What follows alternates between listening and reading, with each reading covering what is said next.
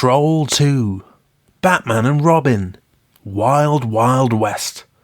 These are but a few of the films that myself and Kevin have reviewed on our Patreon-exclusive monthly show, Cinema Swill, where we take a look at some seriously rubbish movies. $5 backers over at patreon.com/cinemaswirl will get access to every episode of Cinema Swill. There's a bunch of other bonus goodies over there too, including an exclusive video edition of Pepsi Swirl. To join or simply just to find out more information, head on over to patreon.com/cinemaswirl. Alright, let's get swirling.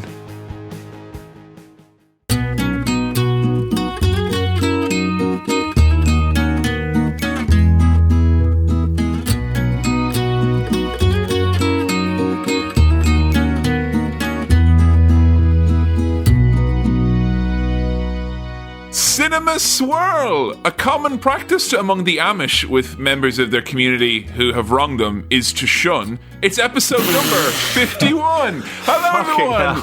Vis-a-vis Pennsylvania, here we go. It's Kevin and Sam, 51st episode. Woo! So much more important than the 50th, really, when you think about it, because anyone can be 50, but how many people do you know who are 51? Not many, I'm imagining. We're going through Hollywood, we're knocking on the doors, and in this case, we're going to the spooky graveyard of... it's not spooky graveyard, is it? It's just because it's old and black and white. It's a black and white special! Hey! Oh, Kevin, on the Skype window, you're all in black and white. I can't... Oh no, that's an issue with my computer, but I thought you'd done something special for the episode. Yeah. No, you need to check if it's in warranty, you know? And of course, when Sam rang me on Skype, because it's a black and white special, it went... You know, an old-timey... and underneath... pianist was wheeled out to play the...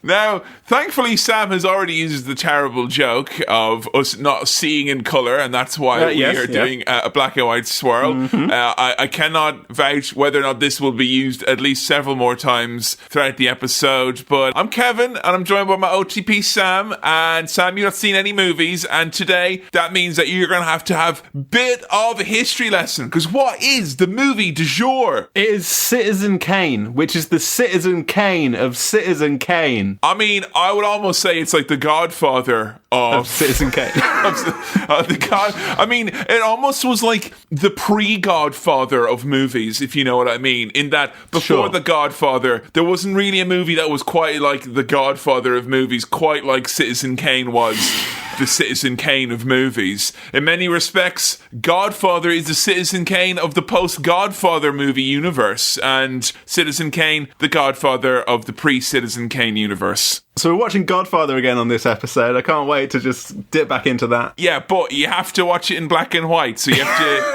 get your TV and put over the contrast or the saturation and turn it all the way down. Yes. Sam, I don't know about you, but back when I was a kid and there was still easy to access and easy to remedy bar sliders on your television on how to change things. Oh, when you said bar sliders, I pictured tiny little burgers on like a wooden thing at a nice bar. Like you get fancy cocktails and little burgers.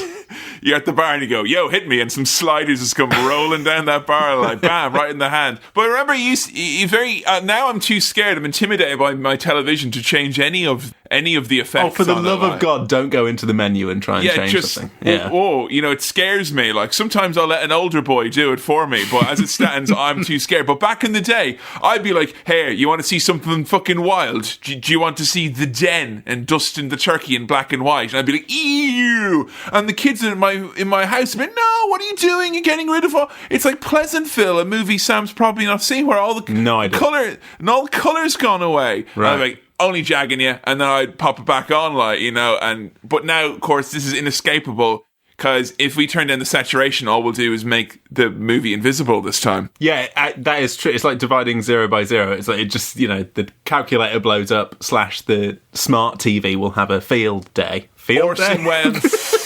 Orson Welles will come in and just say, no, this is not this is not on, you're not allowed to do that. What do you know about this movie? I'll be honest with you, Kevin. I know that Rosebud is the sledge, and people say sled. Oh yeah, I say sledge. It's a sledge. Sledge. It's a sledge. Da, da. Sledgehammer. Yeah, not Sledhammer. Gotta score a goal. So I know the big spoiler. Yeah. Because that's one of those ubiquitous spoilers, much like Luke, I'm your dad, that is like bandied around as like fun. Everyone knows this spoiler. It's common spoiler knowledge. Guys, we all know it. Like, you're on a night out, someone breaks a glass and everyone goes, Rosebud! Hey! It happens. You can't escape it. It's part of life, I know that. I know it's been referenced in The Simpsons a few times. The one that sticks in my mind is, this is the Kane from Citizen Kane.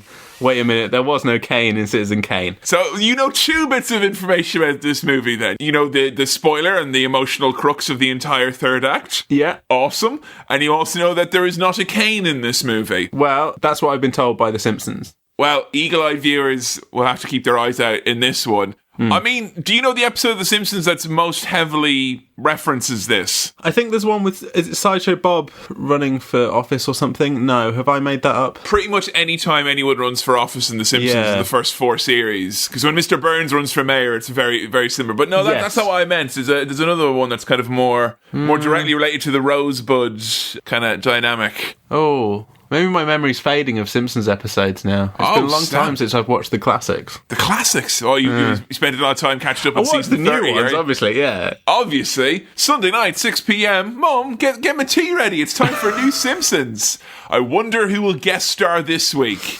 The one with Tony Blair feels recent to me still, and that's Jesus. Bad new ones. Sam, God, you know what country you're living in, right? Like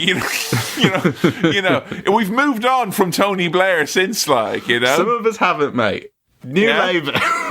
New Labour will never die. There's only one Ed Miliband.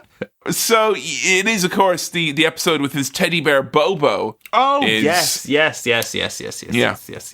didn't realise that was Citizen Kane related. Now, I wanted to ask you what knowledge, if any, you have of the actor, director, the man for all seasons for Hollywood circa the 1940s and 50s. I'm talking about Orson Welles. What is your knowledge of old OW, and are you familiar with the name at all? What was that name again? Orson Welles. Right, well, Kevin, I've seen those big holes in the ground with water in them, but I've never thought, that's awesome. So I'm not that familiar with Orson Welles. In terms of Orson Welles... Sam and I, or son, has not yet to dig any wells. So we can...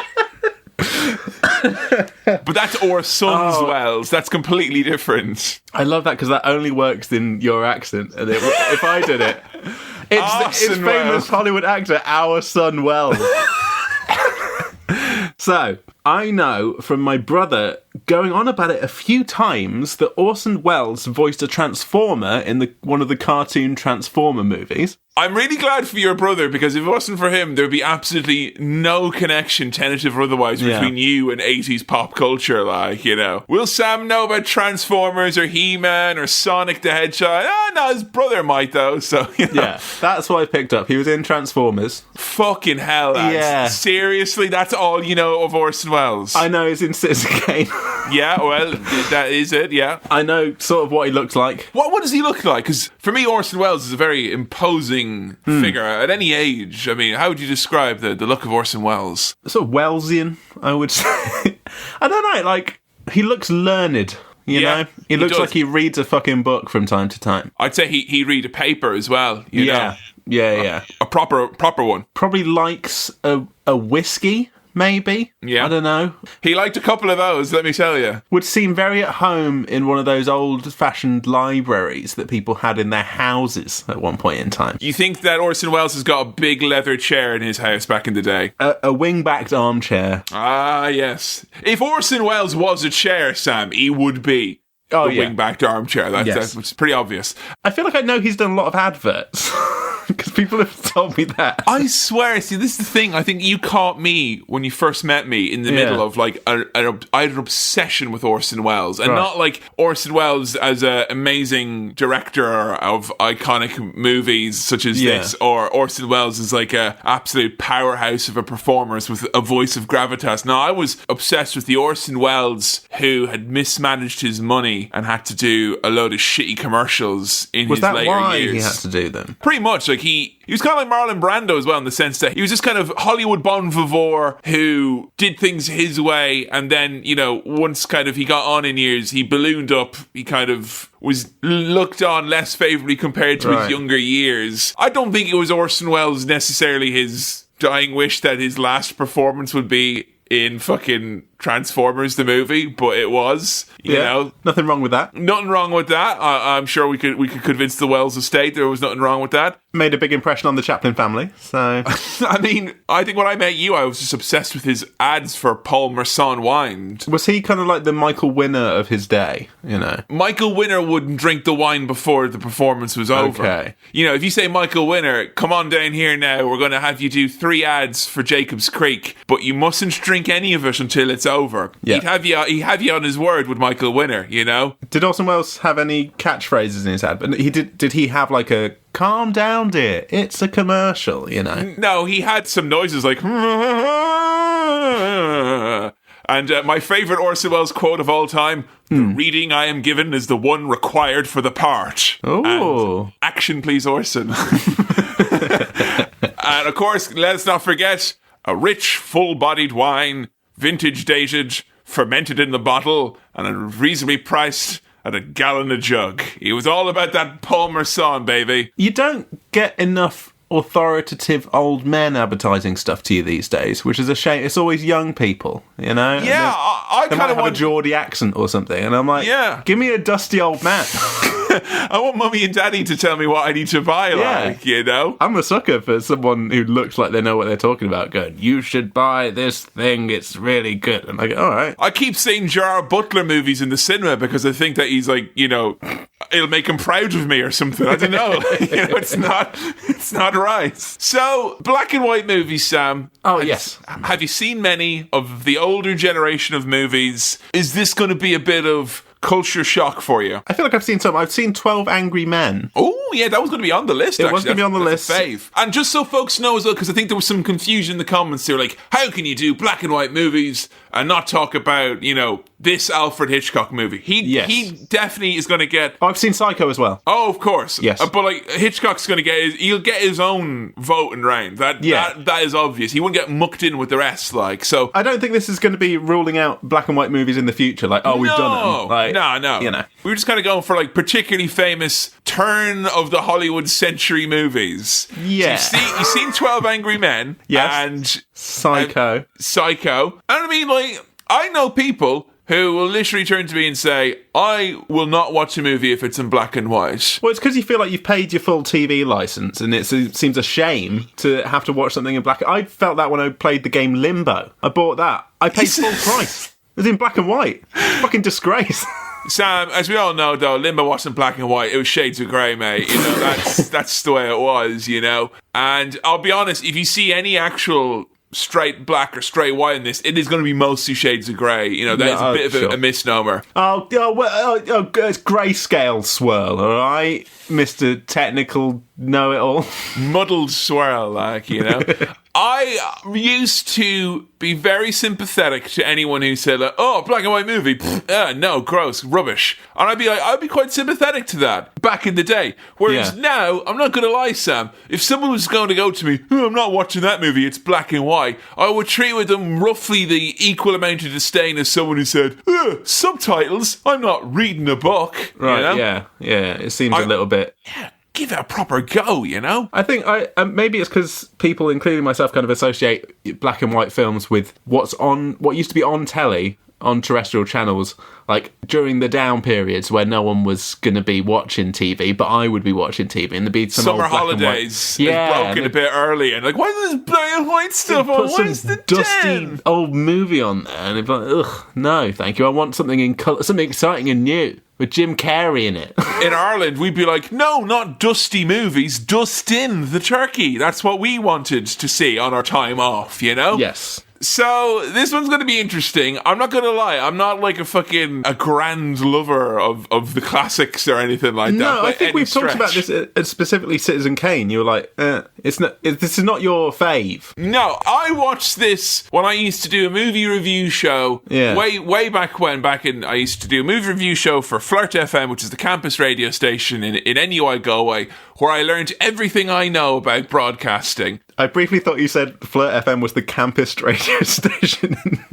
It was camp as fuck, like. But no, I that was where I had this kind of idea. It was like, oh, what if I watch some of these movies that are considered to be like all-time bona fide classics or whatever? You know, because I had a lot of gaps in my knowledge at the time, and if I hadn't done that movie show, hold on a minute. Wait a second. It's true. I had gaps in my knowledge, so I'd watch some. Did you do pre-Cinema Swirl?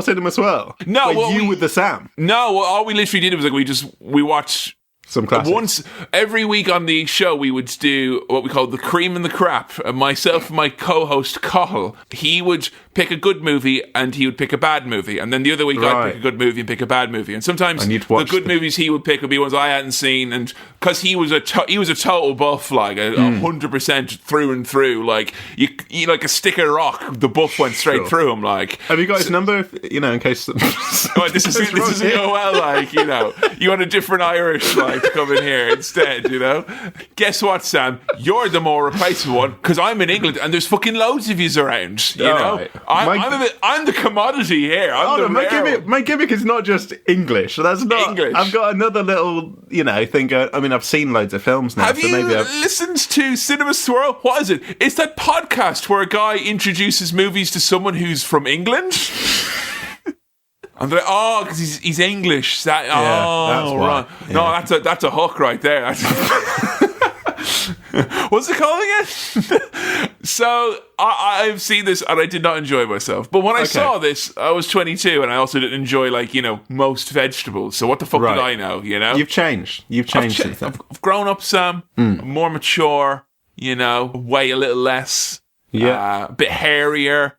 I've got nicer shoes now. All those factors are going to come into play during this watch through. So exactly. So this is all going to be beared in mind. So before we go all like an Instagram filter and super cool and black and white and mysterious, just so you know, anytime you watch a black and white movie, just keep your eyes out in case there's one thing in colour that's really just out of place. Oh. Just never know. It could be in there somewhere, I've only watched it once. Could be snuck in there. You never know. I'll keep my eye out. Keep our eyes peeled. We could be the first ones to find it. A little Easter egg. A little Easter egg there from Orson Welles. Let's dive into the mailbag.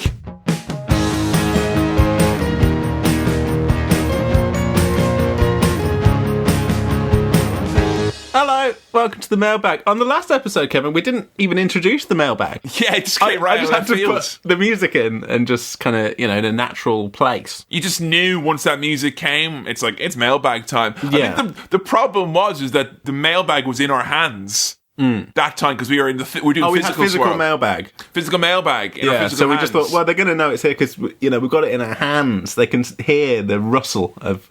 Our mate Russell brings the mail in and kind of shows it to us.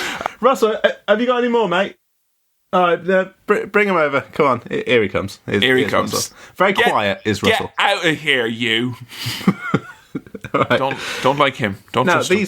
These mailbag questions on this edition of the mailbag are all printed in black and white. Oh, wow. So I can't see all the pictures that you've normally drawn with the crayons. Hang on a second now. Is that black paper with white text, or is that the other way around? No, they've sent in a blackboard and they've done it in chalk. Oh, very good, very good. Wrapped that up in newspaper and posted it. That's how we used to do things proper back in the day, before your emails and all that. So, our first mailbag question comes in from Gareth McKnight. Sorry, is this from cinemaswirl@gmail.com? That's cinemaswirl@gmail.com or facebook.com/cinemaswirl. It's from facebook.com/cinemaswirl. Okay, that's good to know. Good to know. As are all of the ones this week. But we're not, the email's fine. We've still got the email, all right? What, is there a problem with the email? Have you lost the password or something? I love the email. Stacking up the email. Look, Grandad, no one's emailing these days, or everyone's like Snapchatting and Facebooking and all these kind of things, questions into podcasts. Just get real and get with it. I know you want to do, let's do a black and white film. Yeah. You can't police my social media activities. These questions come in from facebook.com/cinemaswirl. And just a plea from me, the voice of reason here. Sure. If you feel like sending in an old-fashioned email, you know, like in the good old days, like in the first 50 episodes, before he went all flying cars on us over here now, if you could send that in to cinemaswirl@gmail.com. That's cinemaswirl@gmail.com. And make sure you put the stamp on it as well, you know, and you send it off as well, all right? Good now. All right. Gareth writes, if you two were fused together in some bizarre and ultimately horrifying teleportation accident... Listen to this if business. What mashup name would you go with? Maplin? Chahon?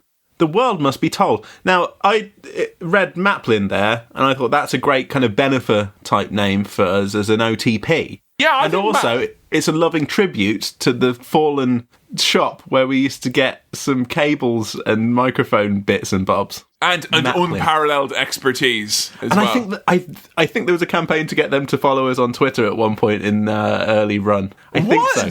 No, God, you're right. There wasn't there? We got followed by Maplin. Also love Honey, but I don't think that would be the appropriate name for us. Are you telling me now that Maplin went out? We lost a follower. Maybe. Is the Maplin Twitter still going? Have we lost a follower? Kevin, have we lost a follower now? On top of everything now. I've got some bad news. What? It's twofold. One. Oh my God. Wait, no, is it bad news and then worse news, or bad news followed by equivalent bad news? Look, let me just tell you. The Maplin Twitter account is still up there. Okay. I think the brand may have been bought out by someone else. What? Because it's still active. What? However, we are now no longer followed by Maplin. They unfollowed you kidding me? New Maplin, much like what happened to Zavi, has been bought out by someone else, and they've unfollowed all of their existing followers, including us. So, sorry, who bought them out? Heartless vandals. You know, I mean, this is... I was all on board for the bankruptcy. Now I'm pissed. Bring back OG Maplin. Bring back OG Maplin, or we'll officially take up Maplin, and that's going to be... We have claim to that, because it's like Benefer, isn't it? It's our names, mate. So, yeah, we go with Maplin, but that's a real shame that we've had to bring up that. If they're active, are they, like, talking about USB cables, or what is going on? That's... All right. Let me go back to... You know what, like, since Cinema Swirl has started, the world has changed for the worse in so many ways. It's all gone so horribly wrong. Not prepared for this at all. The UK's #1 specialist technology retailer. Follow us for tech news, offers, and advice from the experts. Oh, has no one told them? Oh, no. No, there's still an active shop. An online shop, but there's a store. Oh, you know what probably is? They've probably got a big load of USB cables in a big garage that they have to shift now, so... I think so. I don't know what's happening here. Maplin, it definitely closed down. It definitely went out of business, and someone just bought up the rights to the name. So we've missed our opportunity now, so that's it. Oh, yeah, we could have got it when we had the chance. We didn't get it. The Maplin podcast, so much better than Cinema Swirl. Well, when Chahan closes down, we'll have to swoop in quick. No, don't tell me if I'm going down to... doing great guns. I'm going down Chathams the weekend. What are you talking about now? Don't tell me that's gone as well. For a lovely dinner, I imagine, at Chatham. In response to your question, Gareth, we're not going to opt for any of these yet, unless any other beloved business go by the wayside and get taken over by thugs. So it's a real shame that you brought that up, Gareth. Thanks a lot, Gareth. Shame on you. Next question comes in from... Thank you, Gareth, for your question. Comes in from Adam Howells. I love that you just couldn't live with yourself. No, I couldn't. No. Adam asks, how did you guys become friends? Do you remember? I moved to Lincoln. Yeah. End of 2011. I moved when Skyrim came out to Lincoln. That's when I came out. Yeah. Because I do remember literally being like, I don't need to make friends the first 2 weeks here because I got Skyrim. Yeah. And then, After those 2 weeks. After those 2 weeks, I reached out, and I went to the Comedy Society, which you were the vice president of. I was, yes. And my first impression of Sam... That's Mr. Vice President to you. Mr. Vice President. Mm-hmm. My first impression of Sam, legitimately, it was that he had a very, very poor handshake. My first impression of you was that you were Canadian. For fuck's sake. And that was very exciting. As far as I'm concerned, this has started with you, because you're the first person to misidentify as Canadian. The first of many, by the way. Yeah, it's happened a lot since. I think it's just moving to England. Everyone's just... We have a weird sense of hearing in terms of accents. Weird sense of ownership as well. I can't recommend enough, if you go into a university or you're at a university, join a society. Oh, yeah. If you've got interests, just join a society and I don't know any of the fucking people who are on my course anymore, but I know a bunch of people I went to the Comedy Society with. So yeah, absolutely. I'm doing a podcast with one now. And even if, like I did when I first went to university and I joined a society and it was the most miserable time of my life, and it could be of your life as well. Okay, sure. Just do what I did and help form an anarchic anti-society called the Nothing Specific Society. There we go. Run events designed solely to frustrate and undermine actual societies. We were the highest membered society in NUI Galway during my tenure as gunnery sergeant of the Nothing Specific Society. So societies are where it's at, baby. It's the fucking best. Yeah, that's how we met. It went from there, really. That's how I met Billy Keeble as well from the Attitude Era podcast. I met a lot of really, really great... I met folks who went to Edinburgh with through the society as well. Yeah, it's great. And I don't think I met any enemies either, which is pretty good. No. And my handshake has not improved. No. No. So, some things never change. Some things never, exactly, Like this friendship, which has always remained a good friendship. This friendship, the fundamentals of which are based on a poor handshake. Yeah. This friendship is the opposite of my handshake. Exactly. Strong and warm. This friendship has just been overcompensating for that weak handshake since day one. One more question here from Chris Lynch, who asks, if you could choose one Swirl episode to place in a time capsule for future generations to enjoy, along with a copy of the movie du jour, which one would you choose? Ooh, that's a proper tough one, because you're asking me two at once, best movie and best episode. Yeah. I really find it difficult to narrow down what my fave episode actually is of the show. Me too. I have an answer to this, but I don't have a favourite episode. I think maybe because it's my favourite one from recent times, and I genuinely think that it was a very joyful episode, and it's also an equally joyful movie, and it wasn't joy at the expense of it was just pure joy for the movie. I think I have to go probably Mary Poppins, maybe. That would be what I would pick, That's a nice choice. You've got a fun episode, you've got a movie that is heartwarming, it's suitable for all ages, and you've got essentially a banging album there as well, because it's a great soundtrack. Yeah. Oh, all right, good choice. What I would do, I've kind of gone from a different approach to what you've done. I would stitch together as one long omnibus episode, which is not within the framing of the question, but that's fine. All the Lord of the Rings episodes. So we've got about 7,000 hours of content there. I mean, how long? That is probably around 7 hours, isn't it? Maybe more, I don't know. They're all 2 to 2.5 hours long. Yeah, so a long old episode and all of the Lord of the Rings movies, so that someone else may have to suffer with me, is what I would do. Yeah, that's really your choice. Look, right. You've made your bed now. I'm still recovering from episode 50, and those 4 hours that we spent with the Lord of the Rings gang. Can I ask you, have you found yourself thinking much about Lord of the Rings in the weeks that have followed since then? A little bit. You know. Yeah. The image of Gollum transforming from Smeagol to Gollum sometimes sticks in my mind. The image of his little mate being dragged under the water has sometimes popped up in my mind. And the image of Frodo kind of just about to put the ring on his finger on the edge of that Mount Doom thing. Yeah. So it still pops up in my brain, just the visual images of Lord of the Rings. I mean, there's lots to learn from Lord of the Rings for you still, I think. It's worth a revisit for you. Yeah, absolutely. Yeah, for instance, Sam, in the movie, you could teach a thing or two to Sam in real life. The big clasp of the hand.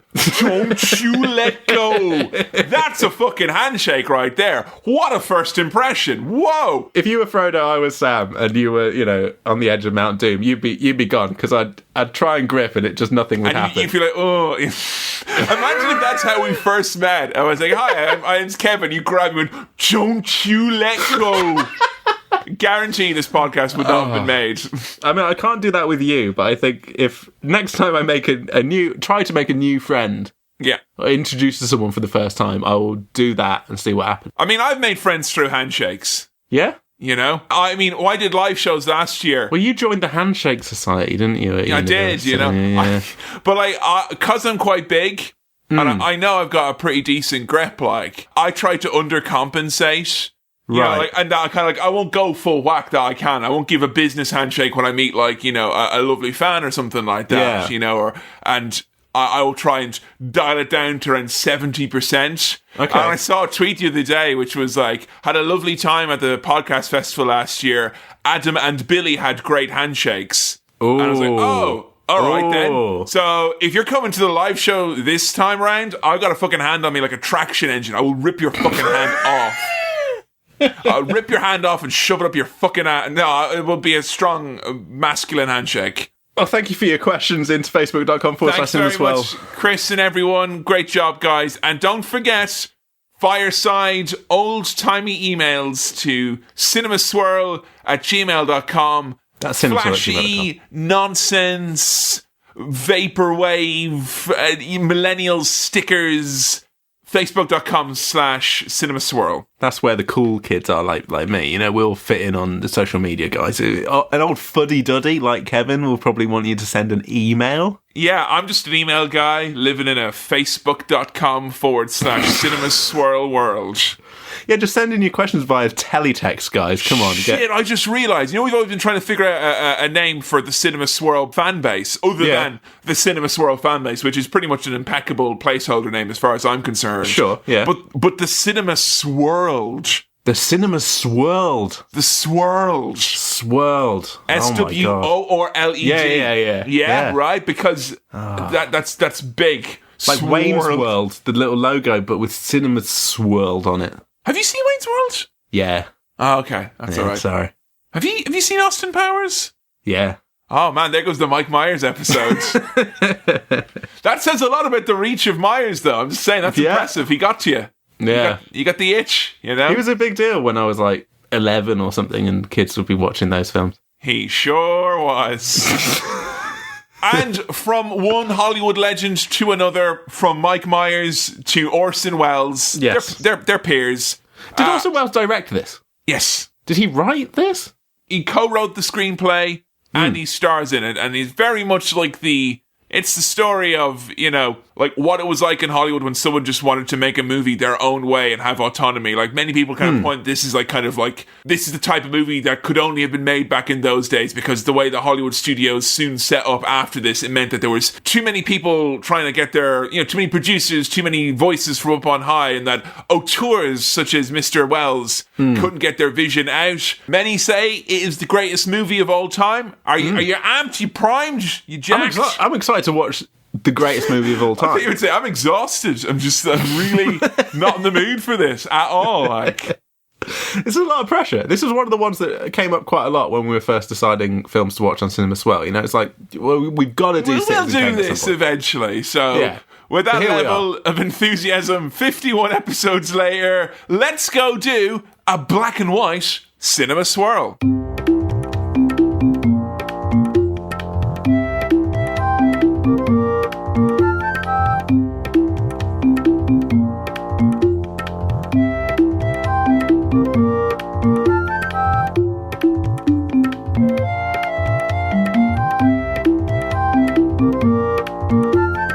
And we're back. We've just taken a trip to the past and get ready to get rid of all those dusty old cobwebs and the smell of dander. It clings to the air because it was an old movie. Sam, initial gut reactions to Citizen Kane. My initial gut reaction is a noise. It's going, I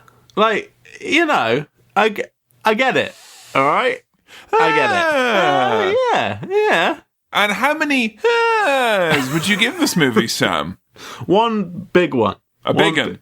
I get...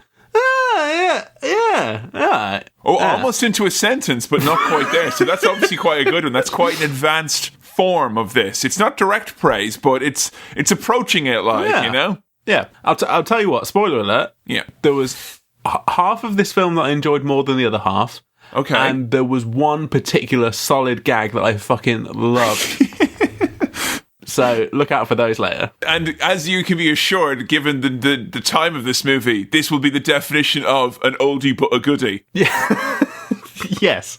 When was this released? Was it So 1941. Mate, that was fucking ages ago. Yonks. I think officially is Yonks. Just shy of for fucking ever and ever and ever, but not quite zonks. That's an even longer length of time. Now, donkey years, where does that kind of fit into that? Because that came out donkeys years ago, mate. Yeah, no, this is more of a Yonky Deers situation where these are very, very old I tell you, there deers. were some Yonky Deers in this film. I don't mean to be offensive, Kevin, but yeah, no. All right, mate, you call someone a Yonky Deer these days, they'll throw you in jail, won't they? Like, throw away the key. Now, I must ask you this. In Citizen Kane, as we open up upon gothic images of gates and monkeys, did you feel like me in being the world's smartest detective where you're like, I already know what Rosebud is, so checkmate? A little bit, yeah. Which I think may have... I mean, straight away, that's the main conceit of the film, isn't it? Like, what's Rosebud? Let's try and find out together as a film viewing audience. And I already know. Yeah, spoilers for Citizen Kane Season 1, Episode 1. But yeah, we binged all of Citizen Kane here, folks, and the big payoff is that Rosebud is a sled. So that Sledge. I've been thinking about this over the course of the movie, and I'm not entirely... Like, I was thinking about that and probably more than most of the other important things in the movie, that you called it a sledge. Sledge, yeah. But where I originated from, sled. Right. Sled. Now, okay, so when you go and sit on a wooden thing and go down a hill in the snow... Going sledding. Sledding? Sledging, mate. It's sledging. Sledging? You're going to sit here and tell me that I'm wrong, bro? I'm just saying, sledging sounds like something that would be used in, like, The Wire. Like, what is he doing out there? He's out sledged out on drugs, you know? Or he's out there sledging, which is like slinging, but even worse. Okay. You know? Yeah, like...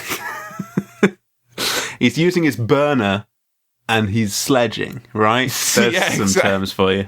Some inside terminology right there. It all connects. I hope that this isn't the case that I just was a boy. This is the problem when you're an Irish in England like this, right? You just kind of end up thinking that you've done it wrong and everyone else actually said it the way that you said it. But I'm asking my Irish listeners right now if it is a sledding, you know, ice sledding. Sledging. You're going on a sledge. Sledge. Don't make me doubt myself, all right? Because I'm doubting myself as well. But like, I'm even going to the point, like, imagine in your head spelled out, Kevin. How is it spelled? And it's like S. And I'm not really sure I know the name of that tune now. I'm a bit. Sister Sledge. Have you heard of that? That's a band, I think. No. Well, there we go. I know it's Sledgehammer, but that's different. It's not Sledgehammer. I don't think I'm like, you know, thinking that like, oh, you got a couple of sledgehammers here now. We're going to knock this nail, are we, now, with our big sledgehammers? No, the thing is you can ride those hammers down a hill in the snow and it's really fun. It could just be, Sam, that the only time I went sledding, brackets, sledging. That's sledging@gmail.com. I was a sledging fledgling when I was a wee boy and I went out. Now you were sledding. The only sledding I did when I was a kid was when I was in school and there was a hill and it snowed and it was amazing because I was in a school that had a lot of international students, so I like had Nigerian classmates who had never seen snow before. Like, this is the first time ever, so I got to go sledding, brackets sledging, with folks who'd never even been near snow at all. So my first time experience of sledding. Oh, this was your whole introducing people to things they haven't seen or done before. I think that's how you got the bug. But it's just like, yeah, this is snow. And what do you think snow is like? As I know they made a lot of jokes about snow on The Simpsons, so does it make kind of sense to you? Like, yeah, I know it's snow. I know it's a mostly white cast that snow has, and it's a bit, a bit a sign of the times, isn't it? Like, but that's just Hollywood, wasn't it? When they were casting all that snow. That's a good origin story for how you became who you are today. I'll take it. I'll take it. But yeah, we went sledding down now on the trays from the ref, which was the refectory, which is where we got our food. So we have to steal a tray, and you have to, because there was a boarding student, I could sneak away and grab a tray before breakfast. You call it a tray? A tray, yeah, where I get my... A trudge, mate. No! For fuck's sake. And I'd have to trudge with my trudge all the way back to the sledge hole, where I could do some sledging. But yeah, I went zipping down the hill. Like it's the first time I ever went sledding was using a tray from from what you would call a cafeteria. Yeah, sure. Very scary moment where I got caught because one of my sleds broke, and I had to go nick a new one, and I got caught at 6 a.m. I went to grab one, and I got caught by the chef who'd come in earlier. And guess what? The chef looked like Terminator 1000 from Terminator 2. Jesus. So he was all scary. Like, "Ooh!" And I was like, "What are you doing up? This is ridiculous." Yeah, we're out sledding, mate. We're out sledding, like. No one's eating today, chef. Get out of here, dickhead. Like, ain't no food. Only thing we're eating today is fucking Eskimo pie out in the snow, man. Out of the snow, man. So, Kevin, Citizen Kane. The title card, I just want to remark that I love that. Yes. Yes. Just big, aggressive, silent title card, which I very much enjoyed. It's fucking Citizen Kane, mate. Here we go. Boom. Come on. That's used quite a bit these days, particularly in TV shows and whatnot. I know Preacher does the big kind of just letters appear on the screen. They're massive there. You're like, hang on a second now, and you have to... Let me take this all in, yeah. Take it all in, have a bit of a read here. But it was Citizen Kane very triumphantly there. It was... For an old-timey movie, it doesn't have that kind of... like when Mary Poppins, you had the very long title cards at the start where, all the kind of credits appear. This was... no messing. No messing about, like. This snow globe sequence at the start all felt like a weird dream. It was very ethereal, wasn't it? Very ethereal. And arguably a lot of the film feels like that, and I don't know if it's just because it's oldie-timey film, and I associate that with kind of, I don't know, dreamy stuff. No, there was times where it seemed like it's harder with a black and white movie, isn't it, to know when they're kind of playing with the light a little bit to make something seem a little bit more wavy gravy, or if you just need to kind of bang on the TV a little bit more to make it be more sharp and in the present. Yeah, but he's in his big mansion, Xanadu. I did if I wanted to. Yeah. Whoa, Xanadu. I've never finished Xanadu. Oh, what? So we're at the start of the movie here, and our main character, Citizen Foster Kane, has died. And I'm like, was Quentin Tarantino making movies out there? Because this seems to be in the wrong order. The character's dead at the start. Did you not rewind it, mate? Did someone not be kind rewind at the start of your movie? Like, what's going on? I liked it. I was watching the special English version, so when he dropped the snow globe, it went, "Way!" And then there was one word on his lips, England! They'll gather around and go, what is it? What does he mean by England? And then the Jerry, the reporter, has to go on an existential quest as he tried to find out what is England, and he interviews loads of youths on housing estates. And it became a BBC Three documentary, and it was great. It became a great walking tour spin-off podcast as well on the Sounds app. It was great. I'm a big fan of Xanadu, just as a name, as a word to say it. Yes. I just like, there's certain words that feel great when they're declared. Yes. Xanadu! Xanadu! Blah, blah, blah, blah. Yeah. Like, I feel I could walk into a posh restaurant and just go, Xanadu! Oh, no, yeah. And a few people would either kind of clap or go, hey, it is an appropriate term to bellow. It's got some weight to it. It does, yeah. It really does. Now, the version I got here must have been some sort of dodgy bootleg version, because someone taped the news on top of the bloody film, mate. We get ridiculous News on the March, which is a great name. Did you get the ad for Cocoa Pops Mega Munchers after the first act as well, or was that just me? I'd really like this little news segment here. It does feel very authentically oldie-timey. Here's a newscast It's all very dramatic. There's loads of wipes. There were so many different types of wipes in the news segment. I'll tell you what, right? This movie has got so many bits that are obviously have impacted on The Simpsons and all that. I think it's so cool that, you know, you can see the fingerprints of Citizen Kane all over The Simpsons. Pretty much every establishing shot of Mr. Burns' mansion is like the Xanadu mansion. Like everything Mr. Burns embodies, it is Citizen Kane to a T. There's so many, even upon this rewatch, there were loads of little nods that I had forgotten about before, even down to the fur coat and hat that he wears at some point. Mr. Burns wears that when he's out and about. Yeah. But what I didn't really figure out much on was how much this seems to have influenced Futurama, because the way this news on the March bit is declared like this is so it's like Futurama. Yeah. But it's great because certain bits of it really reminded me of Futurama gags where they're like, what is Xanadu? It is a collection of everything! Now, Kevin, already we've had the main character die. Yeah. And now we get a brief segment here that pretty much explains the plot of the fucking movie. What's going on? Orson Welles has been given free rein to make a movie, and he's made a pig's ear of it because he's cocked it up. He's put all the best bits at the start. I mean, Silly maybe this is the bit where he's like, look, everyone knows about Rosebud, so I might as well give everyone else a bit of a boost to kind of seem like a more of a level playing field. Yeah. Citizen Kane, he was a newspaper tycoon. It had loads of newspapers. I like the bit where you see all the newspapers talking about how he's dead in all the different foreign languages. That's good. I've seen that kind of shot a million times since then. You know, you get a spread of newspapers and you're flicking through them and it's all about Citizen Kane.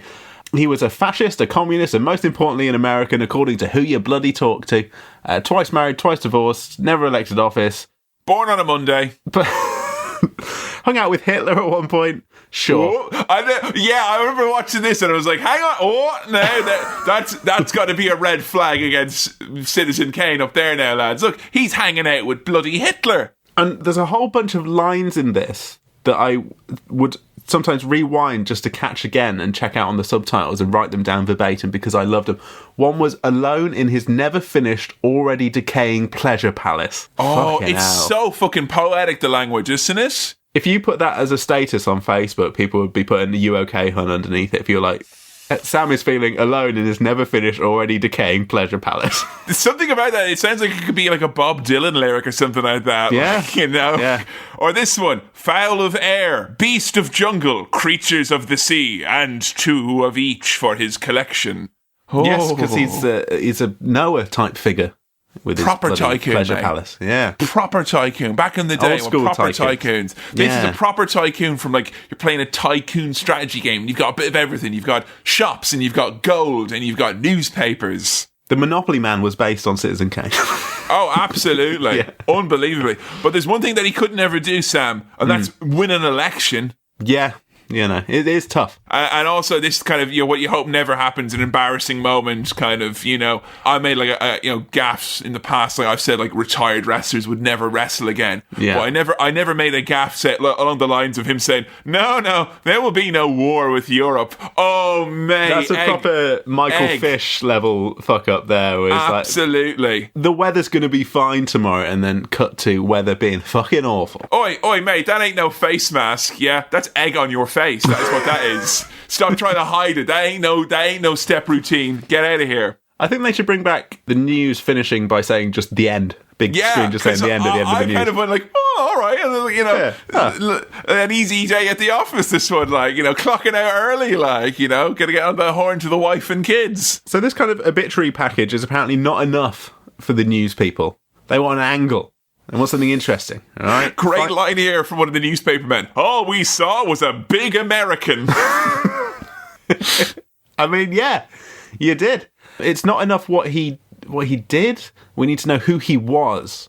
His last words are the way to find that out. Find out what they mean, and you'll find out who the man himself is. This is like quite, when you think about it, for the time, and I don't know what the time is really, if you honestly want, like, because I saw Once Upon a Time in Hollywood recently, and it's there's a big homage to like 60s Hollywood, and I like a lot of 60s stuff, but I've no real clue of the dynamics or the politics of what it was like actually in Hollywood at the time to make movies. But like, I certainly don't really know what it was like either in the 40s. But you can't help but think that this flash forward to his death, then this newsreel, then we we go back to the present after his death, then we go back in time to his, we don't like go back, we go back and forth so much to seemingly undetermined like where you're going to go, because you think, oh, we go back to him being a kid, that means we're going to follow him up now. No, you go to him being quite old then, and then older, and then younger, and that's really quite a daring way to present your movie. It feels ahead of its time, doesn't it?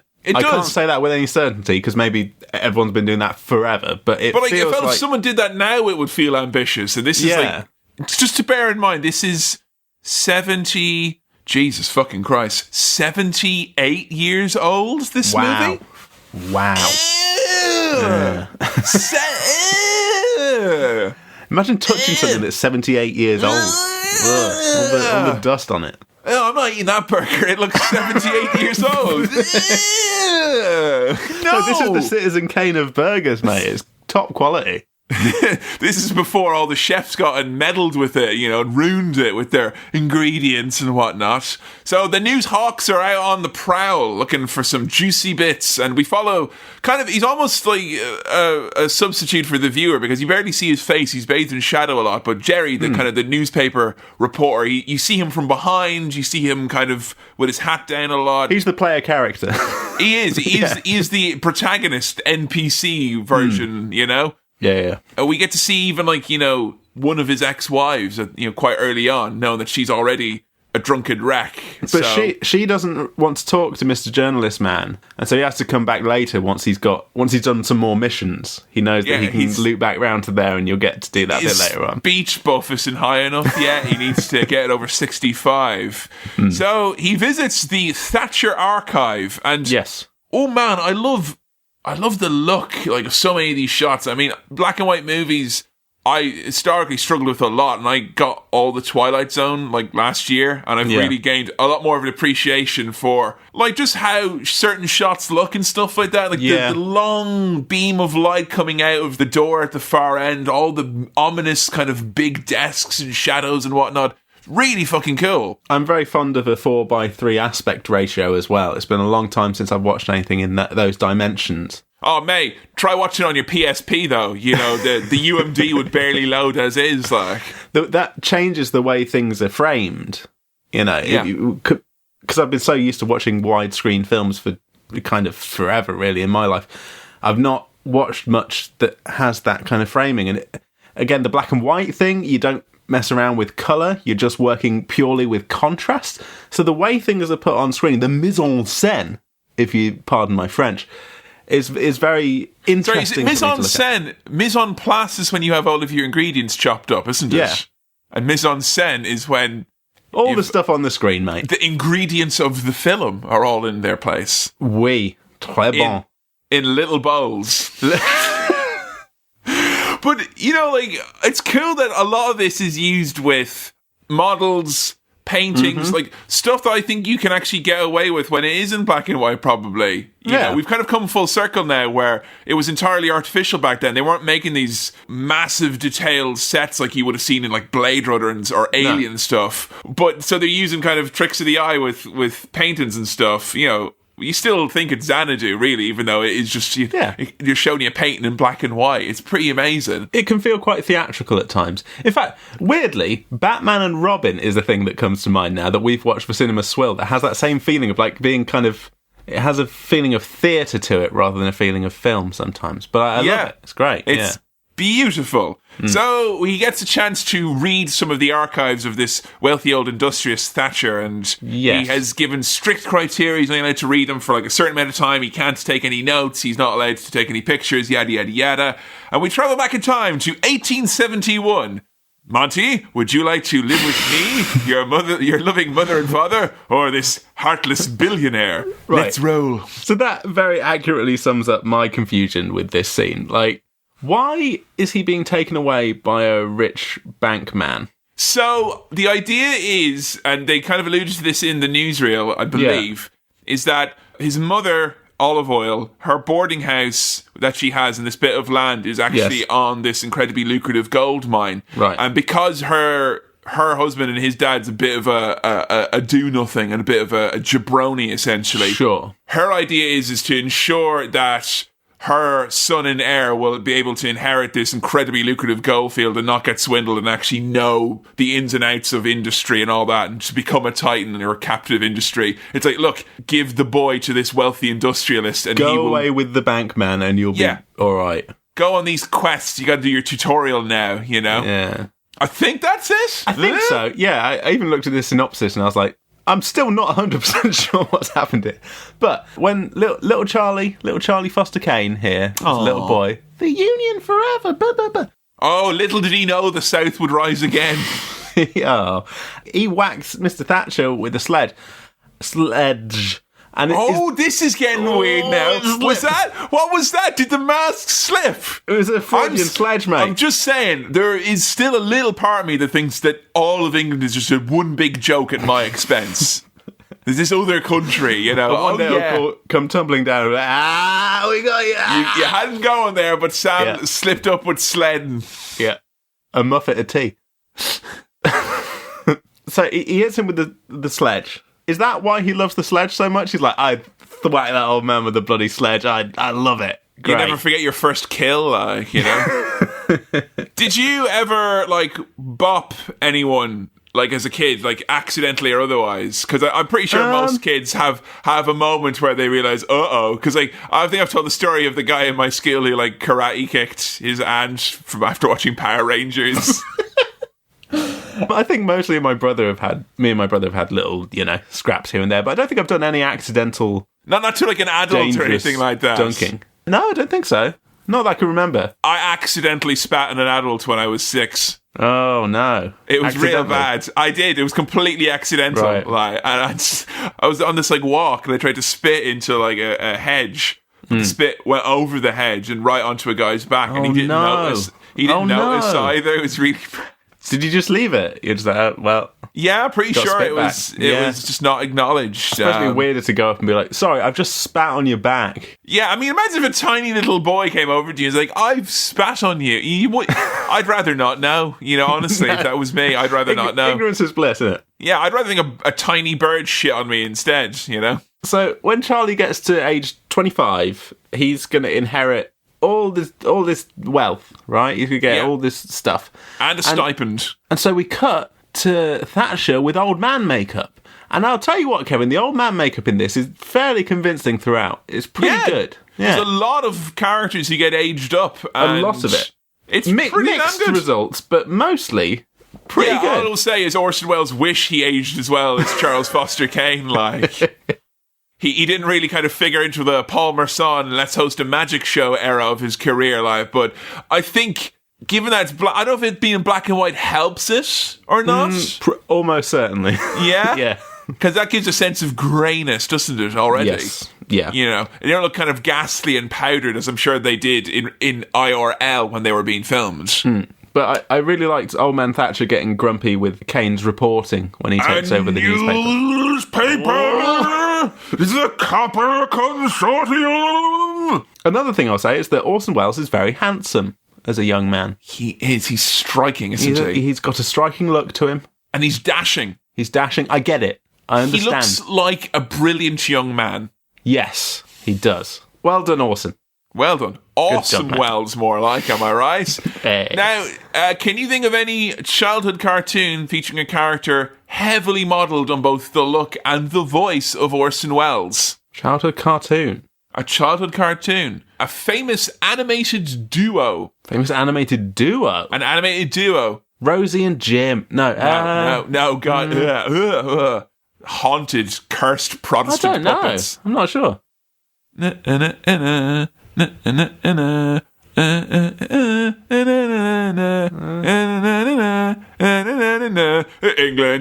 scoring goals. England! No? Huh? Pinky and the Brain!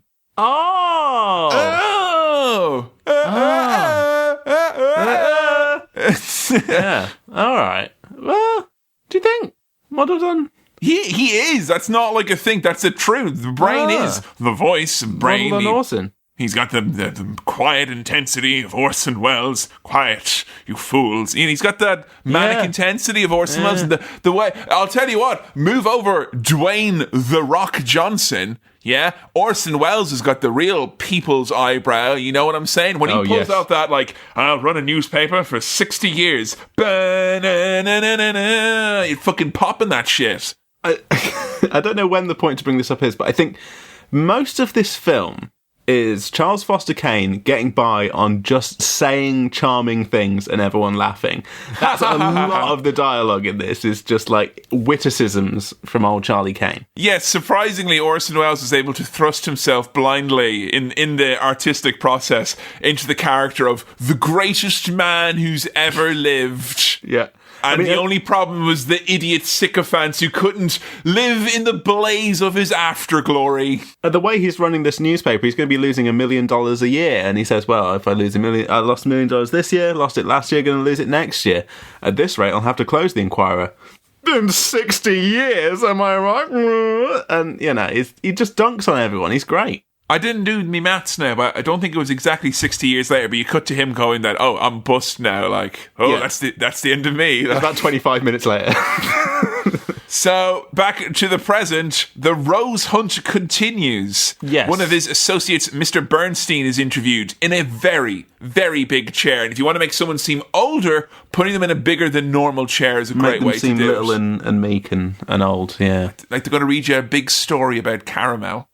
Well, Bernstein doesn't talk about caramel, but he talks about a girl he saw on a boat once. Because he's talking about how Rosebud could be anyone. It could be, you know, just a random person you saw. And then he goes on about some girl he perved on a boat. Yeah. Rosebud was that time I saw some skirt on the boat, mate. That's what That's my Rosebud. Yeah. Find your Rosebud. So we cut to his first day at the paper, and I was getting time travel sickness at this point, so I was getting like nosebleeds and like... Where are we? Yeah. One thing that Bernstein says, just before he goes into the little time traveling moment here, I was with him before the beginning, and now it's after the end. Fucking great lines in this. So many great lines. With him before the beginning and after the end. After the end. Mr. Bernstein immediately seems like a kind of comic relief character in some ways. He tumbles into the Inquirer while Kane is being shown around on the first day. And I know people get really confused as well. They don't remember if his name was Mr. Bernstein or Mr. Bernstein. You know, it's this very big kind of internet kind of confusion. It's Bernstein, isn't it? It's Bernstein. Bernstein. Mr. Bernstein's Bears. It's the jury's out about it. He's making big changes at the news house. Essentially, he invents Sky News. Then he goes for his pact of aggressive investigative journalism. And it's all down everyone's throats. He's like, I don't care what you got to do to get me them pictures of Jay Goody and Spider-Man. Hack his phone. I don't care. I want him now, you know? And that was just the way it went, like, at the News of the World. Yeah. I mean, nowadays you'd make a film like this about, you know, Piers Morgan, wouldn't you? And it would be really, really good. And back in these old paper times, circulation was like followers. Yes. And newspapers were like accounts. And when a newspaper boy throws a newspaper and it spins around, that's a retweet. Yeah, it's a very similar emotion, isn't it? Like, you know. And Charlie Kane, he wants to be an influencer, so he goes and hangs around with one of the other. He goes to the Chronicle and it's like, let's have a look around the Chronicle. Let's see what it's like to be one of the big shot. 684K followers. That's quite a lot. You know, that's loads. So what he does is he's like, hey, look at their great staff that it took them 20 years to acquire. All that great staff. That means they've got that big readership. I'm just gonna hire them at my place, and then we'll get a big circulation. 684,000, mate. Take that. This is basically the movie equivalent, narratively, of what it's like to find out when you put in loads of cheats in a game and it's no longer fun. Like, do you ever do that in, like, video? Like, when I was a kid and I played Doom, it's like, boom, cheat mode straight away. Like, God mode, walk through walls, whatever the fuck I wanted. And, like, there's unlimited joy. Sims as well. But unlimited cash. Yeah, there was a moment when I was playing, like, I used to always be unlimited cash in The Sims. Always. And I'm a big Sims head. Yes. And around a point when I was playing Sims 2, and I was just playing, during a nice 8-hour Sims binge. Yeah, getting that Saturday back. Yeah. And then suddenly I was just about to put in Rosebud again. Oh, there you go. There's a nice little reference there for us. Get a little bit of Rosebud in there. Now I didn't go for a Motherlode, just a little bit of Rosebud, a little bit of walking around money, And all of a sudden the game wasn't fun anymore. It's like, empty, Because if you've got everything, what are you working towards? What are you trying to get? Thrills in the chase, innit? Like, yeah, exactly. You can't just buy followers. You got to earn followers, and that's Twitter at CinemaSwirl and Facebook.com/CinemaSwirl. Give us a bloody like, and that's how you do it. Yeah, that's what it's like, Charles Foster Kane. You ain't out there putting in the graft like me and Sam are. That's fucking blood from a stone right there. Yeah, we've not got, dancing girls and songs written about us over here at Cinema Swirl Towers like Charlie's got. Oh, I was going to say that. There is a Sam, a certain Sam, a certain Sam. To friends, he's known as Sammy, but to me, it's Chaplin. His mates are looking along, like they're crooning along to this song while everyone's singing it, and they look. There's a shot of Bernstein and Jed crooning along to this song, and I can't explain it, Kevin, but they just look very silly. They're slightly too close to the camera. I think it's meant to be kind of like, that it's a bit grotesque almost. Yeah. This very silly song. And again, you recognise this one from The Simpsons as well, I'm assuming. Yes, I think so. I'll tell you what else I recognise it from. Mm-hmm. And I was going to come to this later, but there is a White Stripes song called The Union Forever. And I recognise all the lyrics to this song about Citizen Kane. And I also recognise a bit later where there's a song with this. It can't be love, 'cause there is no true love. And there's a whole White Stripes song that's just lines from Citizen Kane. What, they wrote out ideas? I think so. It blew my mind. I was like, I recognise all this because I played it over and over again in that song that I used to listen to when I was like 13 or something. Oh, Sam, did you hear that cracking new White Stripes song? A long time ago, in a galaxy far away. Right, if you go on the lyrics page for The Union Forever by the White Stripes, it's literally just some lines from the film that they made into a song. And I think they got sued or taken to task over this. And he says here, if you buy a bag of peanuts, they write a song about you in this city. Now, I have bought so many bags of peanuts over the years, and I've not gotten diddly boo. And no theme songs for podcasts don't count.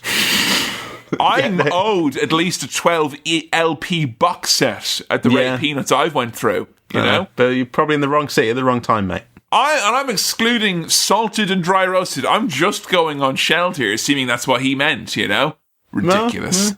To prove that he is the most beloved, greatest man ever, he gets a special trophy for coming back from holiday. Yes, and he's also bought the biggest diamond he could find because he collects diamonds and statues and trophies and shit. He wants all the nice things in the world, basically. And they point out the kind of absurdity of it because he's like, getting them all sent to the office. So like they're in this little newspaper office and there's like the Venus de Milo and all this shit. He's like a fucking supervillain or something. Yeah. And that's what I love about this is that I attributed all of this to The Simpsons. When they had Mr. Burns and his displays of just like his tedious displays of wealth, which I thought was pretty powerful for a kid. When you're a kid, everyone's like fucking hyper wants everything. Yeah. And like I think it's quite amazing how they show in The Simpsons those early seasons how lonely Mr. Burns is and how empty his life is in spite of having literally everything. Yeah. But you know what? Actually, that is pretty much wholesale lifted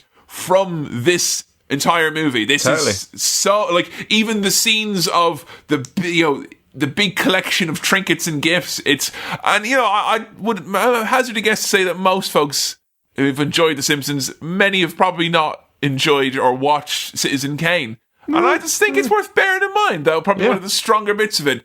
I mean, man, I've seen a lot of the Simpsons. We watched Star Wars. I was like, man, there's a lot of Simpsons in here. But fuck me, there's so much of Citizen Kane in The Simpsons. Yeah. It's crazy. Kevin, another line I just want to say because I really enjoyed the line and I wrote it down. This is Jedediah talking to Bernstein. Bernstein, am I a stuffed shirt? Am I a horse-faced hypocrite? Am I a New England school mom? And Bernstein's just like, yes, you are. I don't know what any of that means, but I love it. I love it. Am I a stuffed shirt? Am I a horse-faced hypocrite? I'm a New England schoolmarm. Okay. Every line in this could be an old Bobby Dylan song. Oh, Bobby D, baby, coming at you. So, yeah, Charlie returns, but he's got a social announcement. Oh, and he's engaged. the greatest thing about that is that when he's outside with his new lady, someone says, "Hey, everybody, looky out here." I love looky as a thing. Looky out here. There's something going on. A simpler time, very, very simpler. Old Newsy meets Jedediah, who's old now.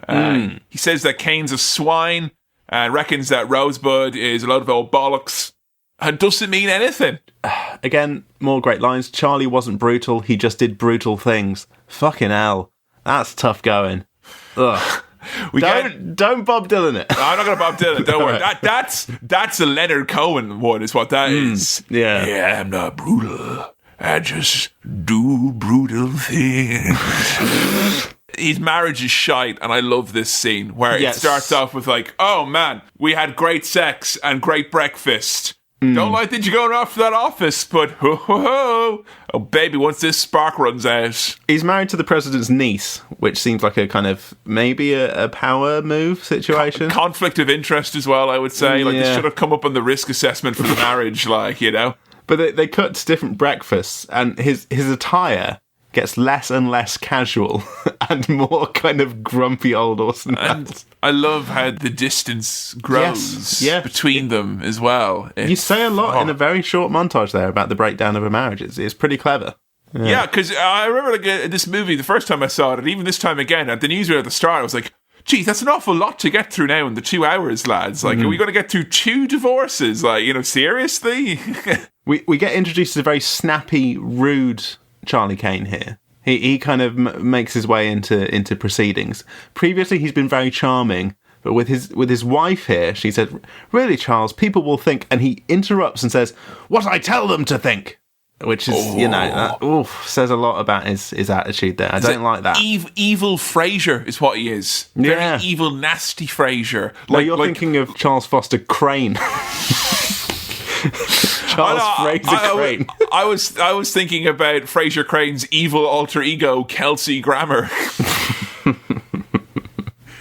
But yeah, he's so different when he's not surrounded by crowds of adoring people. I think another person who I would draw upon who I say is very similar to Charles Foster Kane in that he is he almost doesn't exist as himself unless he's surrounded by a large group of sycophants and well-wishers. He's like Vince McMahon, essentially. He's this insulated kind of figure who I feel if he's on his own, he wouldn't know what to do with himself, or on his own in a room with a wife, he wouldn't know what to talk about. And you see that kind of grow between them as the novelty of him having the president's niece as his wife. It's less of a... it's less of a statement and more just another thing in his collection that he's grown bored with. It can be quite upsetting to see this portrait of a man. You get the charming outer face of him and the inner turmoil. Jedediah says in the interview with him, all Charlie wanted was love, but he had none to give.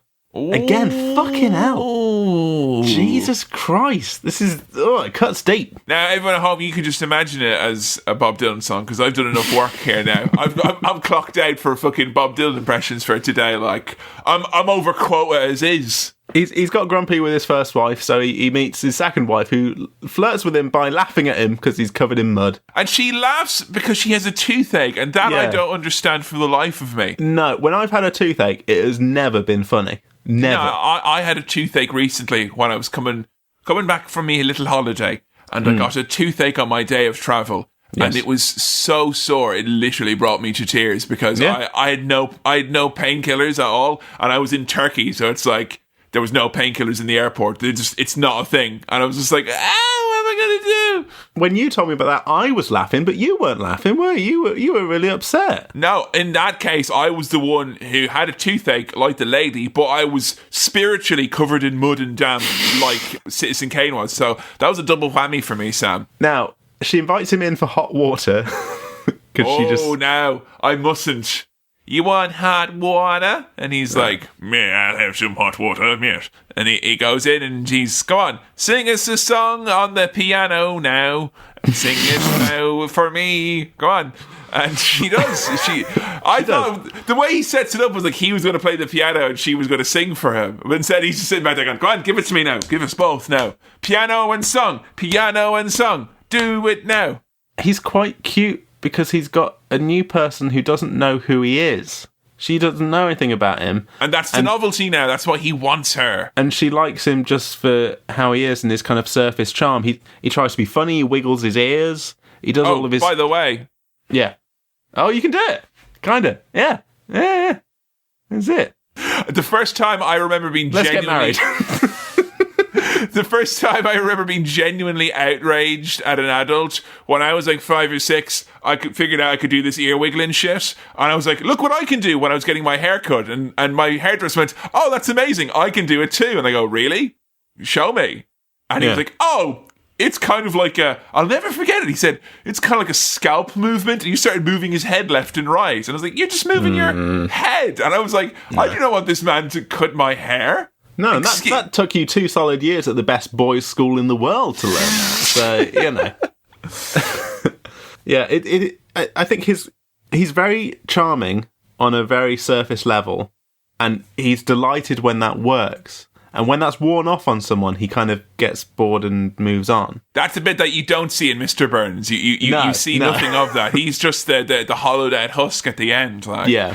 Another Simpsons imagery, pretty much any time anyone's run for office in those first few seasons, you get the big stadium with the face and the name over it like that. And again, they're not in a big stadium, nor... do they kind of really make it like it's just it's like when I see, like you said again, like theatre, like if I see someone really able to convey a big space in a small space, that for me is as impressive as any like big shot where you've actually assembled all this stuff together. Hey, if you can do it on the cheap and it looks amazing, cool, do it. That whole section looks fantastic. It looks brilliant. It's iconic. The fucking look on his face in the picture is not great. It's like his facial expression, like it's not. It looks like he's about to get up and answer the door, but he's in the middle of a poo. He's like, whoa. The trousers are up in one fell swoop, but they're going right in the bin after he answers the door. Like, and good Lord, can he make a speech? He does a great job here. Yes, "I will not be making any promises here today. I'm too busy keeping them." Fucking great. I'd vote for him.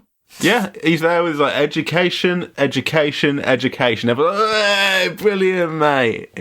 Wonderful. New Labour, come on. Yeah, Sam. I still believe. Got the blinders up hard there, He says he's ahead in the polls, which is funny. Even back in 1941, you think in 78 years they would have become more accurate or reliable anyway? Nope, absolutely not. But the big night at the rally, it's really for Ned, because even though he looks like he's a shoo-in to win this governorship, and this is going to happen because you get at the start in the news package. Yeah. His wife finds out about his little songbirds. Oh, and, God. Yeah. This is so horribly tense that her inviting him into the taxi to come to... She goes to the home of this woman he's been seeing. Whoa! And she says the address, and there's a little moment in his eyes where he's just like, "Oh shit, I've been caught out here, but I have to go along with it. I have to be." Yeah, he can't do this here right now. He can't just run away. He's like, "Right, okay, let's do it. Let's face up to my actions here." Off he goes to there. It turns out Jim Geddes, his political opponent, has engineered this whole situation. What a bastard in a way.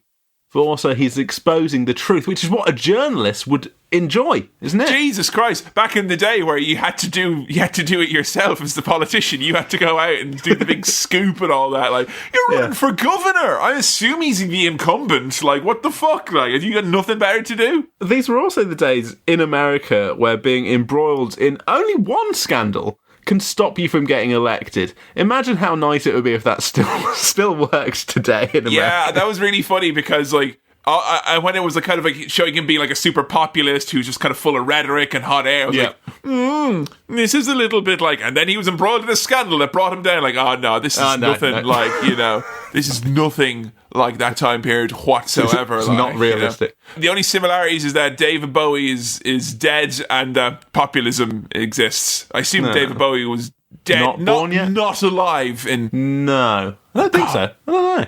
Was he now? No, he's not. He wasn't that old. Or was he Ziggy Stardust then?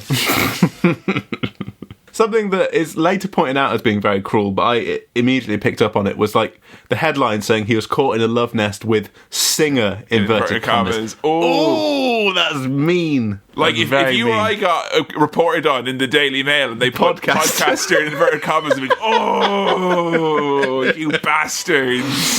Oh, and God. we get the famous line here now, don't we? Don't you be worrying about me. Sure, I'm Charlie Kane, so I am. Sure, I know no better man than Charles Kane now from up down the road there now in Drumcondra. He's a good man. He'll do the job for us now. He will. He'll get the people to believe what he wants them to believe, so he will. That's who he is. Very sad follow-up scene at the Inquirer with the gang standing around the newspaper bit where it's all getting printed off, holding up the Kane elected one and going, we can't run with this one, we'll have to go with fraud at polls. Oh, that's not it's a as sad fun. day at the newspaper. Yeah. The scenes where we see her in the opera house are every one of them is the most stressful fucking thing in the goddamn world. Oh, Kevin, I think it's time for the solid gag that I love. Gag? This reinforced 4x4 gag. Oh, so, right. This can go off-road, this gag, it's so solid. He's coming out of his, I guess, hotel or house or something, and he's being interviewed, because he's still a public figure. People, journalists are trying to get a scoop from Charlie Kane, and his new wife, or his new lady, who's the singer, and they say, are you going to be singing at the Metropolitan? And she says, Charlie said if I didn't, he'd build me an opera house. And Charlie says, that won't be necessary. And we cut to a headline, which is Kane builds opera house. Which, I mean, that's Always Sunny in Philadelphia levels of, like, brilliant use of just text immediately not after going to use this thing. I'm not going to do this action. The gang builds an opera house. Yeah. Oh, man. I'll tell you what, though. Top hat and a fur coat is certainly a look, Sam. It is, yeah. I couldn't pull it off. I tried. Capitalist chic, I believe it's known as. Yeah. Her singing in this opera house, the big tracking shot up to the rafters, and then we see who I think is... Yeah. We pan all the way up to the rafters, and we see who I think is Super Mario doing a PU, it stinks gesture. Oh, no, that's more of a Waluigi, because he was mean. He was like, yeah, he was mean. You didn't sing opera, you're a cheater. And it's so stinky, this opera, that Jedediah, he's written a scathing review. But he's only gone and fallen asleep, Kevin. Because he's a lush. He's a lush, he's a drunkard. An anarchist drunkard. And Citizen Kane, in an act that can be only described as a bloody Citizen Kane thing to do, comes in and he finishes the bad review and he makes it bad. He still writes it bad. He's still got some honesty, hasn't he? He's got something to prove, is what he's got. Yeah, that's true. I like trying when to be honest, Charlie. Oh, another solid gag is when Mr. Leland calls Xanadu Sloppy Joes. And he's like, oh, okay, I knew what it was called, really, but I just wanted to slag it off. Yeah, and I would say that's not a suitable to declare word. If you walked into a fancy high society gathering and you went, Sloppy Joes, at best you will alarm people. At worst, you'll make them expect you're going to give them something that you don't have. Like, unless you're going in there with a tray of Sloppy Joes, don't be declaring that, like, because that's promising, essentially. You're creating a verbal contract there is what's happening. You don't want that. You don't want to be alone in your never finished, already decaying Sloppy Joes, do you? No. Oh, God, that's sad. Yeah. Just sat on the kitchen floor. No. Oh, yeah. Yuck. So, old Jerry, he's back on the beat, chatting with the second ex-wife, and she reveals more details of my idea of hell, all the rehearsals, the stress, the fact, Sam, that I cannot discern between good opera and bad opera, an opera that has been, like, altered in sound design to be alarmingly stressful and distressing. Oh! Yeah, so he's kind of forcing her to pursue her dream, even though they both know that it's not working. And it seems quite... It's very cruel and humiliating, and I don't know why he's doing it. Yeah, who's he proving this point to now, you know? Yeah, I mean, he'd fired Jed earlier. He's gone. He's ditched his mate. I don't know. It's very, very upsetting, this whole scenario. I think what it is it like because he wasn't able to reach elected office, this is his next exercise in getting people to think what he wants them to think. And what he wants them to think is, my lady friend is an exceptional opera singer. Not that any of you would know or care anyway, you snobs. It's a weird thing. We get Jed ripping up bits of the program, I think. Yeah. And kind of flopping it around. And I think that's a Simpsons thing. I think I've seen a gif of Homer doing that. Yeah, you're right. He has. Nice. More in the. I swear, I bet there's loads we've missed as well. Oh, Kevin, you know what? We also see they recreate the Orson Welles applauding gif, but on film, doing his big clap there. I love that, and it's so intense because he's like, everyone claps, and then he like tries to get the second wind going. Well, and you realise it's the polite applause, and it's not the applause of a standing ovation. Oh, there's nothing worse than someone trying to get a standing ovation going when it's just not going to happen. One person doing it. Oh, God. Yeah. Now, I have seen that GIF many a time, and I've seen it in response to something where I think what the person's expressing is, yeah, well done, that was great. But I didn't hear the sound design on this. I didn't know the context. And what it's really saying is like, I'm desperately trying to make this work. People aren't really quite joining in, and it's the sound of just me clapping. It's a bit uncomfortable, isn't it? It's chilling. That doesn't come across in the GIF, you know? Well, Sam, if Orson Welles had been a GIF director all this time, I don't think he'd have been as successful. I think that's why we can safely say that the GIFs aren't going to be taking over Hollywood anytime soon. Nice try, millennials. Yeah? Charlie and Susan, they have a big argument, and I mean, this results in her trying to kill herself rather than having to go through with singing again, because the ordeal of it, the humiliation of it was too much. Fucking hell. And that's what it takes for him to finally stop, is for her to rather die than sing again. Now, Christ, citizen.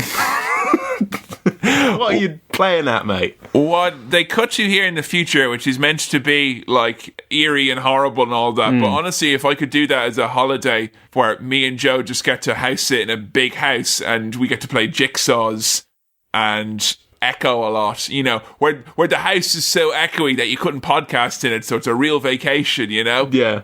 It's not that bad. I love a good jigsaw, you know? You think? I mean, it's supposed to seem bleak and boring and, you know, lonely, isn't it? That's the idea here. The echoiness is just supposed to suggest they're so alone and so bored. No one who's that good at jigsaws could be boring company. That suggests a level of imaging in the brain and a thought process that means that there'll be a decent conversation at least. Come on now. Yeah, well, I mean, they kind of have parties and they invite people around, but they still feel very alone and separate from all their friends. The echoes are so heavy. It's like I listened to a podcast from 2012. It's crazy. It's just loud and they're on the rock band mics. Why did you think that was appropriate? I was just going to fucking reference rock band. For this bit, they recorded it with a rock band mic just to get that extra echo in the room. You guys, the best thing is that anyone can podcast. Anyone can podcast. So, in another argument, Charlie is confronted with the idea that he doesn't love people, he just wants to be loved. That is told to him, and in response, he hits his wife, and, God. I mean, Now, instead, what they did in later seasons of The Simpsons is there's literally a scene where Mr. Burns chases children around going, "Love me!" And it's not quite as not as dark as this, but it conveys a similar message in a way. Similar attempts, yeah. And he tries to turn the charm back on when she's actually packing up and leaving. He tries to do the whole, you know, don't go. Don't go. Everything will be exactly the way that you want it to be, and you'll be happy. And then the mask slips a bit and he says, you can't do this to me. It becomes about him. And she, again, acknowledges that as like, oh, so it's you that this is being done to. It's not me at all. It's not what it means to me. The speech I am giving is the one required for this relationship. This feels like a good examination of some aspects of toxic masculinity, Kevin. Can't do that 78 years ago, mate. No way. It is, in many ways, ahead of its time. Sam, I'll tell you what he is. Charles Foster Kane, he's the old canary in the coal mine of toxic masculinity, isn't he, like? We'll just say, is this cool? No, it's not. Okay, great. There's a weird bit now where she leaves them essentially, and then we go back to current times, and she said, "Oh, I'm going to tell you about Rosebud," and then you get this mad David Lynch like hard cut to a bird going, "Rah!" And I got well taken out of my socks. As a random fucking jump scare for no reason, I looked this up. Orson Welles has said this was to wake up the audience. Brilliant. It serves no other purpose than to make sure they're paying attention. And I'm like, brilliant. You know what? Fair enough, mate. I don't know if that's like the first instance of a proper jump scare or not, but it fucking hell, it got me good, that. It did, and it made me pay attention a lot. Yeah. And this is obviously a scene he wants you to pay a lot of attention to, because it ain't no classic movie unless there's a scene of someone trashing up a room. You're tearing me apart, Susan. Everyone betrayed me. Everyone betrayed Charles Foster Kane. Oh, hi, doggy. We see the snow globe dropping again. Bullshit, Sam. I did not hit her. I did not. Don't touch me, motherfucker. The old man makeup on very old Charles Foster Kane has somehow got quite a bit worse. I'm not really convinced by very old Charlie Kane. I'm convinced that he is an old Eggman who's here to give me special Kinder eggs that, all have a hidden clue in them about something. It's very weird, but yeah, we see that whole thing again, the whole Rosebud thing. He starts whispering it to himself after he smashes. Love the shot when he's walking out of his massive house and he goes past this big mirror, and the mirror is so big that you even see him walk in later and you realise that the thing he thought was him was actually a reflection of him, and oh wow, that's really... I like infinite mirror shots. Yes, please. Yes. So who's the lad who's like... Rosebud, I'll tell you about Rosebud. How much is it worth to you? One of the servants essentially gets interviewed by Jerry, and he's like, yeah, I know about Rosebud. He's basically saying one time he freaked out and he murdered it to himself, and he said it when he was dying as well. So then it's kind of like at the end of Raiders of the Lost Ark, where they have all the archive of all of his trinkets and his treasures. Thompson at that point comes to the conclusion, you know what, we're never going to find out what Rosebud was. He's too much of an enigma. It will always remain a mystery. Goodbye, everyone. And I don't think any words can explain a man's life. Oh, no, they cannot. If one word could explain your life, what would it be, Sam? Look, I'm going to go with what came straight into my head, and I don't know why. It was the word banter. Sometimes I just let my head just pull the first thing and I let it go with it, and it was banter. How about you? It's the hashtag live, laugh, love. That is technically a word. There's no spaces, so... The banter and live, laugh, love. You're listening to Cinema Swirl. BLLL, baby. That's what it's all about. Who needs BLTs when you've got BLLL? And what this is basically like, I wrote down here, when they have the big zoom out, this is a shot of Kevin and Sam's combined amiibo collections. Look at all these amiibo he bought. All the cross-platform functionality in the world. And it didn't mean anything in the world. No. And when I die, I'm going to... my last words would be, Shovel Knight. And they'll be like, what does that mean? And then if someone's like lobbing a Shovel Knight amiibo into a furnace, they'll go, Lucina. Now, I'm really glad that this movie was spoiled for me multiple times before watching it, because even in this, my second watching of it, it didn't really look like a sledge. When they took it in there, I was like, what, is it a chair? What is that? It's a bit of a broken chair. Is that like a little fold-up tablet for putting a tumbler of whiskey on at the end of a couch? Now, Kevin, am I a ding-dong or a silly sausage? I'm not sure I fully get what that reveal means, or if it means anything. I think that's the exact point of the movie, that it's meant to provoke discussion and introspection and thought. It's something directors do to make people do this thinking business. I'm not a fan of it myself personally. The way I've taken it is that maybe people can get worked up about something and it ends up not really being anything, or being something that you would have never, you don't see the forest for the trees. You go, the big story of this man, but you never look back at his little childhood. If you leave behind all the innocence of childhood and all the trappings of nostalgia and family, you won't have an amiibo collection. You will not have an amiibo collection. Well, but basically, I think is like, you know, he didn't have anything in the end because they kept saying how he had everything, but he lost everything. So they do say that like Rosebud was the one thing that, you know, that he lost that he could have kept that wasn't going to be taken away from him somehow. There was one point where I think he said he wanted to go. He was on his way to his mum's house. His mum's effects were kind of put in storage somewhere in New York, and he was going to go and have a little trip down memory lane. And he must have pulled Rosebud out and gone, yeah, I'll be having that. Thank you. Yeah. And don't get him started on his precious teddy bear Bobo. Oh, yeah. Well, and there we go. We've reached the end of Citizen Kane. The big reveal was spoiled. It was. Yeah, no, we got there. You know what? I enjoyed this so much more second go around. I'm not sure. You know what? I think I could chalk this up to fucking growing up a little bit because when I watched this, I was an ornery, shitty little early 20-something who didn't know my fucking shit about anything. And had very, very, very... I hadn't even got a degree yet, for Christ's sake. So, I'd say this was a lot more enjoyable upon a repeat viewing. But, I mean, this was your first time seeing it, and one with such a heavy is the burdenous crown of hype that comes from 78 years of being called the greatest movie of all time. So, how did you get on with Citizen Kane? I got on pretty well with it. I think as a character study, as a portrait of a man, and as a relic of its time, and also kind of an indication of what was to come in the future of filmmaking, it was very interesting, and I enjoyed it. I think I enjoyed the second half more than the first half. First half's a bit crazy with the stopping and the start and just so much time travel. I enjoyed the fall of Citizen Kane more than I enjoyed the rise of Citizen Kane. Right, I keep calling him Citizen Kane. Why is it called Citizen Kane? Because he's just a man. He's an American. I get it. A big American. He was just a big American. Story of a big American right there. I liked the facade crumbling away. I liked, we witnessed the charm build up and see how much that can, propel someone to the top. But then when that falls away and you start to tumble down, it was really quite bleak in parts. It's certainly going to colour any viewing of the Transformers movie that we have on this podcast.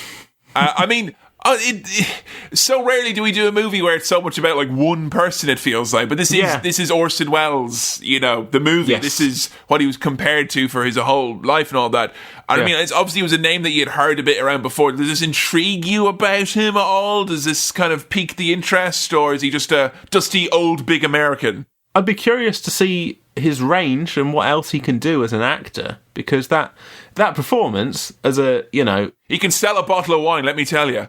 I mean, the portrayal of the man Charles Foster Kane, to me, was pretty fucking fantastic. I get the hype around that. I would be interested to see what else he can do.